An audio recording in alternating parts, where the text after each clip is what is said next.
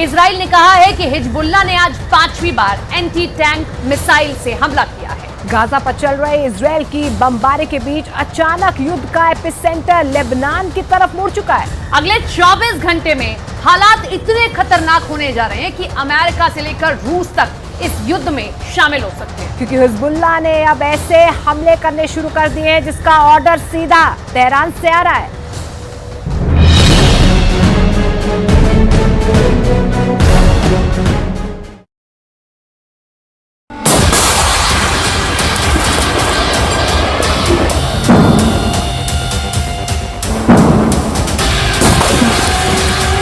صاحب الزمان يا حيدر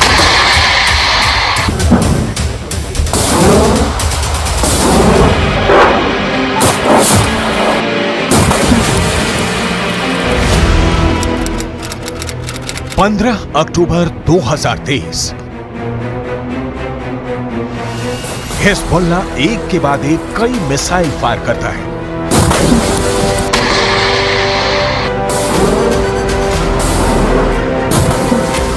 पहला हमला टावर उड़ गया,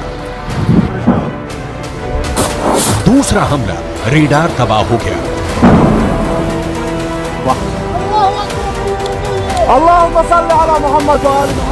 तीसरा हमला एक और अड्डा तहस नहस हो गया।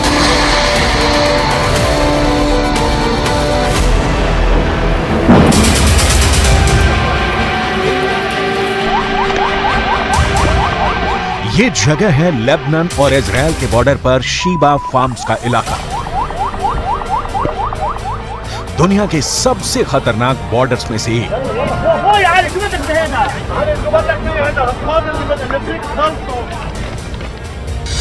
और यहां बने हैं इजराइल के 5 बहुत ही खतरनाक अड्डे। अड्डा नंबर 1, अड्डा नंबर 2, अड्डा नंबर 3, अड्डा नंबर 4, अड्डा नंबर 5। ये जगह गोलान की पहाड़ियों के उत्तर में है और यहाँ पहाड़ों की ऊंचाई 1500 मीटर तक है। नीचे लेबनान का इलाका और यहीं से अटैक लॉन्च किया गया। इस ग्राफिक से समझ सकते हैं इस इलाके की टोपोग्राफी, कौन कहां मौजूद है, कौन सा इलाका किसके पास है।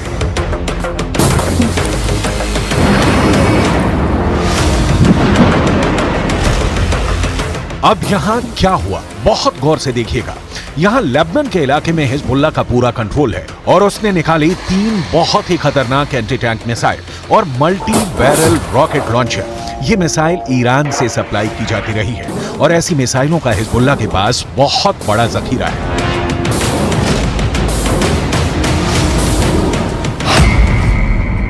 हिजबुल्लाह ने 3 तरह के एंटी टैंक गाइडेड मिसाइलें इस्तेमाल की।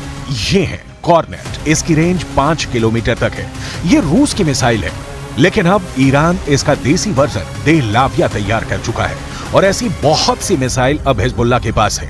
दूसरी है BGM-71 anti tank guided missile, range है 3.5 किलोमीटर।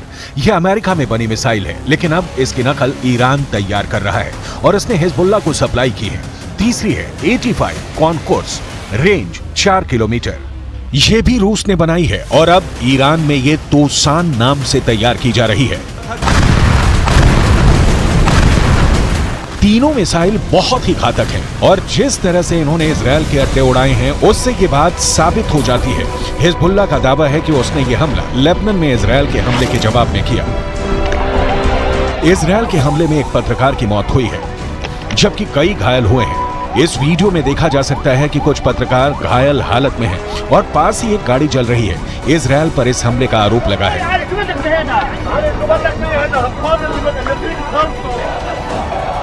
अब लेबनान में इस मर्डर को लेकर इजराइल को लेकर बहुत गुस्सा फैल चुका है। इजराइल के खिलाफ बेरूत में लगातार प्रदर्शन हो रहे हैं। इसी को देखते हुए अब हिजबुल्लाह ने क्या किया है वो बहुत गौर से देखिएगा।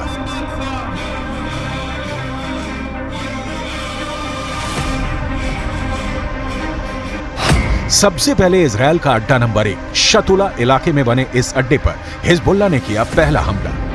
हिजबुल्लाह ने कॉर्नेट मिसाइल से अटैक किया, जो सीधा जाकर इजराइल का एक टावर उड़ा देती है। हिजबुल्लाह की ये रेंज देखकर इजराइल के कैंप में खलबली सी मच गई, क्योंकि निशाना भी बिल्कुल सटीक लगा और टावर पूरी तरह से तबाह हो गया। इसके बाद टारगेट बना इजराइल का अड्डा नंबर 2, ये भी शतुला इलाके में है और यहाँ हिजबुल्लाह ने किया दूसरा हमला। इस बार हिजबुल्लाह ने BGM-71 टो एंटी टैंक गाइडेड मिसाइल का इस्तेमाल किया। अमेरिका में बनी यह मिसाइल इतनी सटीक है कि इसने ठीक रेडार स्टेशन को तबाह किया। ऐसा निशाना देखकर कोई भी दुश्मन डर जाएगा। इसके बाद टारगेट बना इजरायल का अड्डा नंबर 3। यह भी शतुला इलाके के करीब है और यहां हिजबुल्लाह ने किया तीसरा हमला। इस बार हिजबुल्लाह ने concourse anti tank guided missile fire की। रूस की यह वायर गाइडेड मिसाइल भी इजरायल के एक ठिकाने को खत्म कर देती है। इसके बाद चौथे और पांचवें अड्डे पर भी हिजबुल्लाह अपनी बाकी मिसाइलों और मल्टी बैरल रॉकेट लॉन्चर से हमला करता है और उनका भी वही हश्र होता है जो बाकी अड्डों का हुआ है। हिजबुल्लाह का दावा है कि इन हमलों में इजरायल को भारी नुकसान हुआ है और उसके कई सैनिक भी मारे गए हैं। צה"ל הגיב בירי והשמיד עמדות חיזבאללה ואת מקור האש. כמו כן, בוצע ירי למוצב צבאי, אין נפגעים, גם שם צה"ל הגיב באש לעבר מקורות הירי. समझ लीजिए कि इस वक्त इजरायल और लेबनान के बॉर्डर पर आग लगी हुई है और ये सब कब युद्ध को 10 गुना भड़का सकते हैं, इसके बारे में दुनिया में सिर्फ 4 लोग जानते हैं। पहले हैं इजरायल के प्रधानमंत्री बेंयामिन नेतन्याहू, दूसरे हैं ईरान के राष्ट्रपति इब्राहिम रईसी, तीसरे हैं अमेरिका के राष्ट्रपति जो बाइडेन और चौथे हैं यूरोप से लेकर अमेरिका तक सबको हिला देने वाले रूस के राष्ट्रपति व्लादिमीर पुतिन। लेकिन इस वक्त सबसे ज्यादा एक्टिव ईरान है। ईरान के विदेश मंत्री हुसैन अमीर अब्दुल्लाहियां ने कहा है कि अगर इजरायल ने गाजा पर बमबारी नहीं रोकी तो हिजबुल्लाह ने ऐसी तैयारी की हुई है कि इजरायल में जलजला आ जाएगा। در اسرائیل علیه شهروندان و غیر نظامیان در غزه فوراً متوقف شود.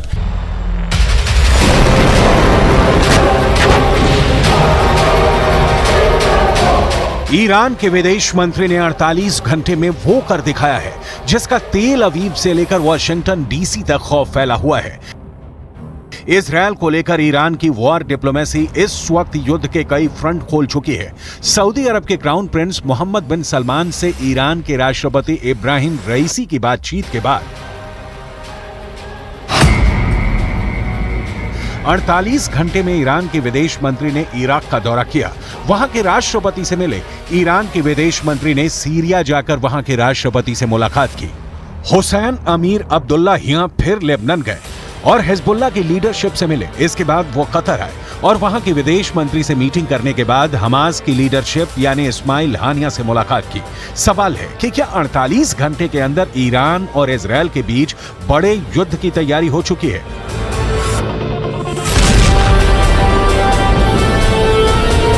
इजरायल ने भी लेबनान बॉर्डर पर हमले का वीडियो जारी करके बताया है कि वो हिजबुल्लाह को छोड़ेगा नहीं।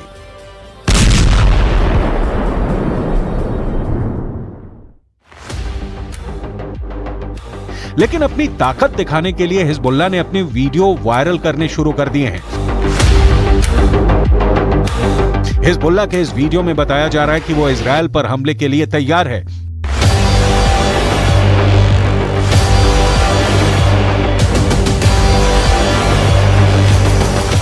इस वीडियो में हिजबुल्लाह का मैसेज साफ है कि उसका अटैक ऐसा होगा जो इजरायल रोक नहीं पाएगा।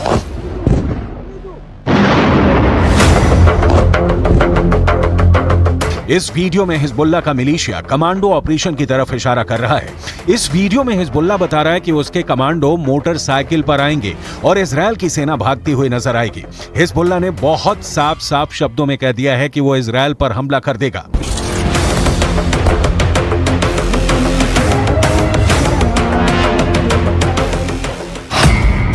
अगर इजरायल की सेना फिलिस्तीन के गाजा में घुसी तो वो उत्तरी सीमा की तरफ से इजरायल पर चढ़ाई कर देगा। इजरायल और लेबनान के बीच करीब 130 किलोमीटर लंबा बॉर्डर है और यहाँ संयुक्त राष्ट्र की शांति सेना तैनात रही है। इसमें भारत की फौज भी शामिल है। इस वक्त इजरायल को गाजा से ज्यादा इस बॉर्डर की टेंशन है, क्योंकि अगर इजरायल गाजा में घुसा तो हिजबुल्लाह उत्तर की तरफ से इजरायल पर हमला बोल देगा। Fired an anti-tank missile towards Israeli troops. There was a short battle and the situation eventually calmed down. Afterwards, Hezbollah sent drones into Israel and also fired surface-to-air missiles against an Israeli aircraft. All of those two attempts were successfully intercepted by the IDF, but the situation on the northern border remains very tense, and we are monitoring the activities of Hezbollah very closely with additional enhanced capabilities in the north, prepared for any eventuality that may happen. दक्षिण Lebanon और उत्तरी Israel के बीच जो border है वहां तनाव बहुत ज्यादा है। यहां अफरा तफरी के बीच खामोशी है जो तूफान से पहले देखी जाती है। इसलिए यहां के लोगों को भी पता है कि बहुत जल्दी युद्ध का एपीसेंटर गाजा से निकलकर लेबनान तक पहुंच सकता है। यहां तैनात संयुक्त राष्ट्र की सेनाएं भी अलर्ट मोड पर हैं। लगातार पेट्रोलिंग हो रही है। इजराइल की सेना ने अपना गोला बारूद तैयार रखा हुआ है। तोपों से जो गोले फायर किए जाएंगे वो पहले से ही रेडी मोड पर रखे गए हैं। इजराइल की रिजर्व फोर्स भी आसपास के इलाकों में तैनात की जा रही है। ये हमवी गाड़ियां हैं जो लगातार यहां तक फौज पहुंचाने में लगी हुई हैं। 2006 के बाद इस बॉर्डर पर इससे ज्यादा तनाव नहीं देखा गया और अब हिजबुल्लाह की वार्निंग के बाद सबकी नजर ईरान पर भी है और उसके एक दोस्त सीरिया पर भी है।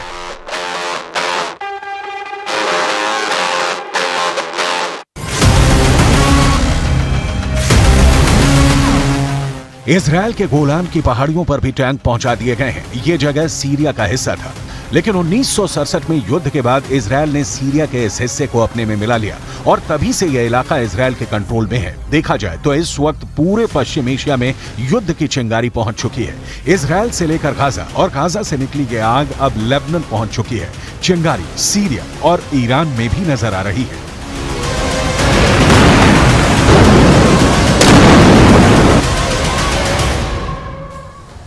इस वक्त